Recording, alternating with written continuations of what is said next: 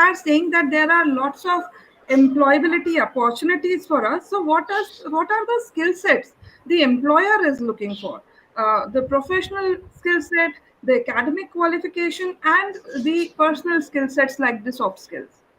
See, as of now, the employer is looking best output from the resources, as well as because of the technological interventions, as well as the gradual improvement in terms of the way employee sees an opportunity.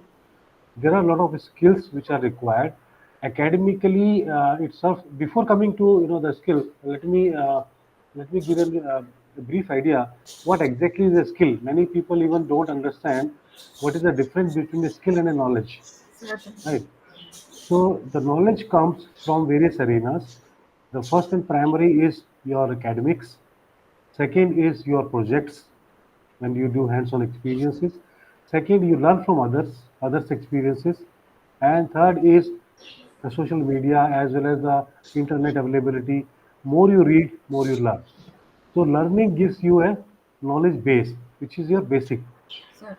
Now, when you use this knowledge regularly, repeatedly, it's converted into a skill. And when you use those skills repeatedly again, it converts into a competence. So to give you an example, uh, we all know, the musical instrument named any instrument which could be harmonium or maybe a flute or maybe a guitar.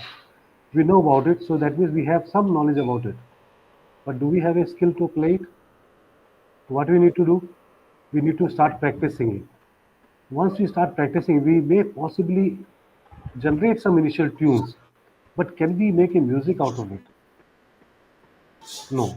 But if you regularly practice those tones or different notes, possibly after some time, you are able to generate some music or some lyrics or some rhythm.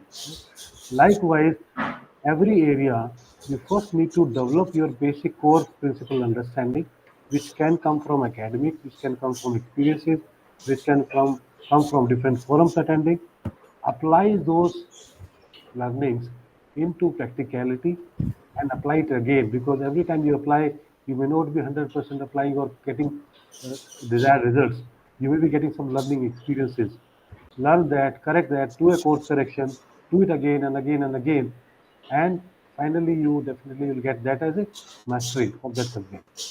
So getting into any career opportunity, I would suggest to all the students or all the existing employees to build on their skill on a regular basis and make this as a habit. It cannot happen that when you are appearing for an interview, you just start working on something and then after that you forget. It's a daily routine. The way your body needs energy, you have regular food, you have regular yogas, you have meditations. Likewise, knowledge is also a regular feed it is required. So the Right. skill set, what I say, when you say skill, you got a desired knowledge in your academics, you learn various subjects, and since there is a vivid change happening across the industry, so keeping abreast with the latest changes and what is happening is very, very important. So some of the key skill set I would say, very important skill is a communication skills, which generally people uh, learn during their interactions in agribusiness management or in agriculture sector.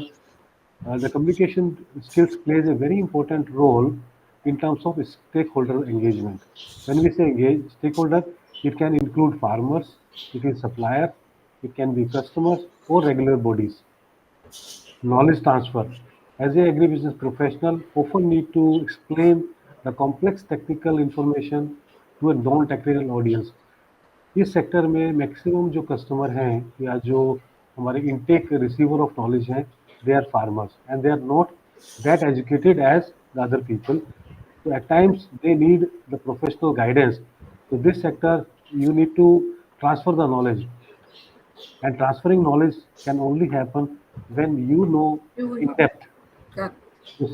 Because every academician who got a distinction in the subject or is the topper of the board not necessarily can be a good teacher.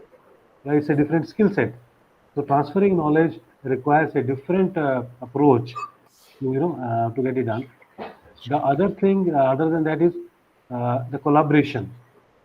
Collaboration means when you have a chain, when you look at farmer as a user, so there is a system, ecosystem which is built. There is a government bodies, there are companies, there are distributors, there are dealers, there are agri universities, institutions, research institutions. So all these are the ecosystem around the entire agricultural system. So the student or the aspirants need to understand this ecosystem and create a collaborative approach. How do they approach different bodies to disseminate these skills or this knowledge to the end consumer? So these are the non-technical skills. Other than that, the technical know-how is very, very important because the farmer expects all these people, they treat them as a doctor, they treat them as a professional, and as a professional, there is a utmost responsibility of these individuals to provide the right information to these farmers. So getting your technical know-how in terms of pathology, in terms of the breedings, in terms of what is exactly new research are happening in the industry, what are the new regulations, which kind of crop they can actually grow commercially or non-commercially, which are the beneficial. So having the industry know-how or technical understanding is also important. Other than that, they have to have a problem-solving skills. Many a times, let me share with you a very different example. First, for example, a person having worked with a agrochemical company or a fertilizer company for a couple of months, he got a good understanding about the products, about the offerings, and he go to the farmer. Farmer is going through certain other issues at the home or maybe at the field or maybe with the cattle. This guy goes for a field product, but the farmer is looking some guidance on cattle management. So, but that is also a right services in agriculture sector. So when I say a collaboration as a skill, to make it understand, let me share one example.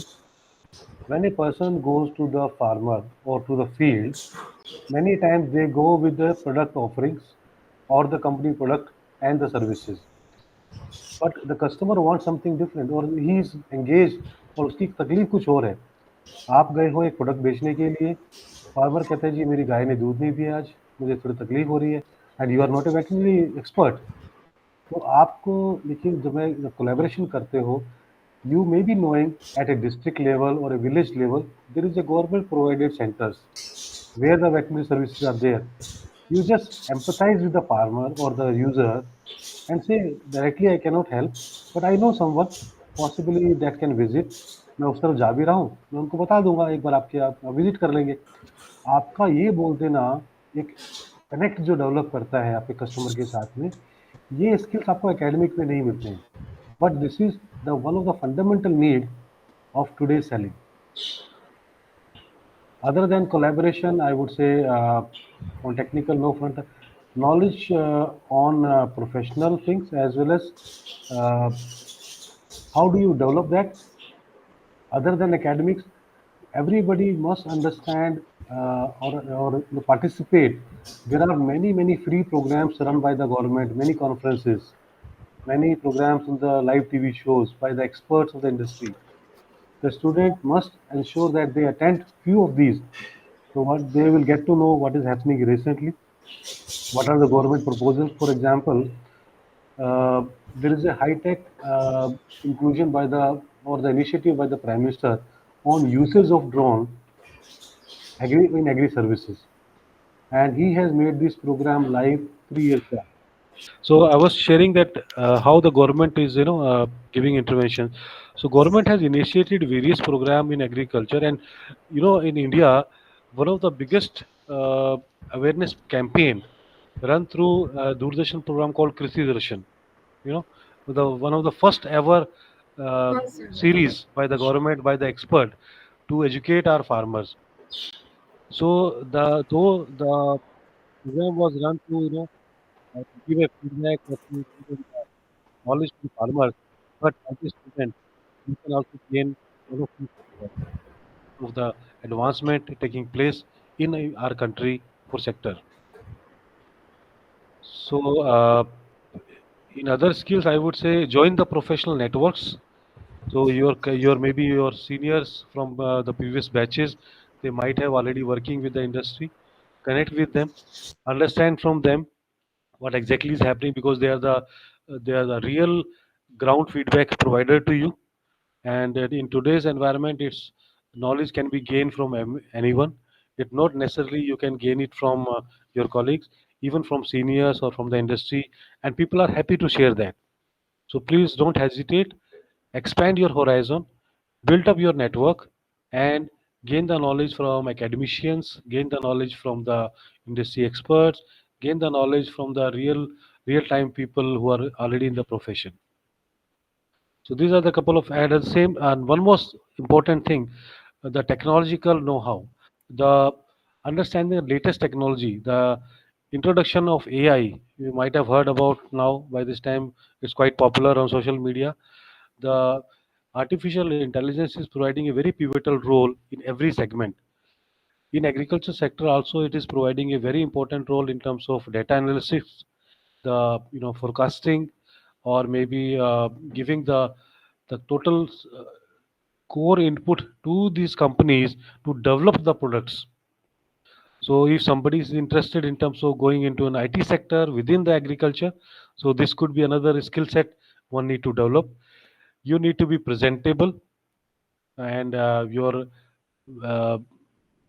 dressing, your grooming, it also should be it should not seem that you're a farmer. It should be that you are an advisor now when you go to the farmer. So you're keeping yourself update equally important than your technical knowledge. So these are the couple of things that I would say that which will help our students, or maybe the the aspirants who are aspiring for the futurist role. One additional thing they can also do, they can also work on learning various policies and programs which government is running, because that would be also equally helpful while they interact with the at the ground level.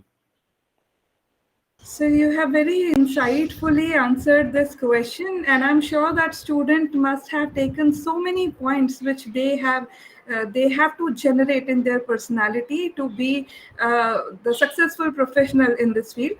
To get the summary of your answer, I would make out some points like students should have communication skills.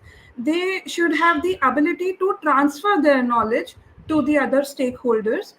They should collaborate with the entire ecosystem of agriculture. They should certainly have the empathy majorly with the farmers and the practitioners who are working at the grassroots level, or the lowermost most level of this entire agriculture ecosystem. Correct me on this point, Correct, sir, if I'm getting wrong. correct. You're very And right. they should certainly get themselves updated regularly with all the technologies which are getting involved in agriculture and the government policies as well. Absolutely correct. All right, sir. So, one more question I would like to take out from this point is, you mentioned the agriculture ecosystem, right? Yeah. So, is there any opportunity for students to work from the remote area if they are not residing near to the villages or inside the villages? So, can they work from their hometown or the metro cities also? Absolutely. See, the entire ecosystem or the entire government machinery has been built up in a way that it reaches out to every villages. So there are talukas, there are district level programs. There are every region, every zone, or every district has various the agencies which helps the farmer. Like for at a district level, all the machinery is operating, so all the scheme which government announces, they disseminate through this channel. So the people who are working in the remote areas, they would be passing through the district, they would be passing through the tehsil level or at taluka level. So all these ecosystems are built around that. Now even including the financing, the services sector, the banks has opened up. The insurance of the crops has been also gone to the tehsil level. It has to go through only tehsildar, or maybe at village level also there are certain schemes which has been disseminated at a sarpanch level. So it's not that only the people who stay in the urban area can only access this ecosystem. All right, sir. And you also mentioned about creating network and maintaining listening with the stakeholders. So, how students should do this? See, when they go to the field, they will definitely see the other industry colleagues working in the area, because there are approximately more than around 800 companies, agrochemical company in India, which is I would classify them in category A, B, C. The category A, I would say the typical multinational companies, which are having a bigger brand. Category B are the Indian conglomerates or Indian bigger companies, which having a turnover of around 1000 crores to 1500 crores, and category C would be less than 1,100 crore. So there are category of organizations as an input industry who are working. So they also have feet on the ground. So when these people move across, they can build up a connectivity, they can build up a networking with them. At the same time, we also have various research institute by the government of India. They can visit there. They can, and there are many programs which are running through. They can attend those programs without any cost. There are many other, even their curriculum also, they have a railway program. They can go through that. So building a network is an individual, I would say, they say, why I say it's a skill, because knowledge is available. All these programs are visible to everyone, but everyone is not interested. So one need to have that interest and the passion how to utilize these available programs. Correct. Correct, sir. Thank you so much. So, sir, my next question will be like students sometimes get confused, or let's say they don't open up on the point of salary negotiation while they face the interviews. So, you have worked as a CHRO for so many years. So, what would be your suggestions to our students on this point, that what is the right policy or the right questions to be asked while they are being interviewed for their salary negotiation? See, salary negotiation typically happens at the time of when you gain some expertise or some gain some knowledge and experiences.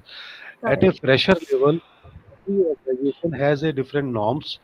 They already have their parameters defined that okay, at a fresher level, this is our entry barrier, this is our entry range, and that range based on your uh, ability to convince the interviewer in terms of what exactly you know, in terms of your capabilities or your knowledge, that decide the parameter.